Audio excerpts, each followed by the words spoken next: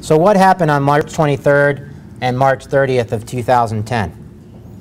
All of us have been struggling through a very weak economy. And while some would say that the economy is coming back, many of us know, who we talk to our clients and we look at our own businesses, and they don't feel the same way. The challenging economy, a new administration, and rising healthcare costs are what we call a perfect storm for healthcare reform. What did the government do on March 23rd and March 30th? They created the single largest entitlement in the last 50 years, not since the advent of the Social Security Administration. Are you concerned about the impact to your business?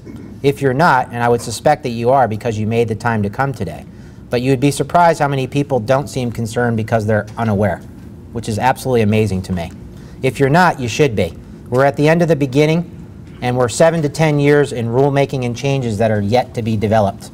The question we're going to continue to ask you and people like you would be, are you willing to invest your time to make our voice heard? What's going on in Massachusetts? Did we insure the uninsured? No one can say we haven't. Unequivocally, absolutely, yes. We have 97.5% of our residents now carry a health insurance card versus 83% on a national basis.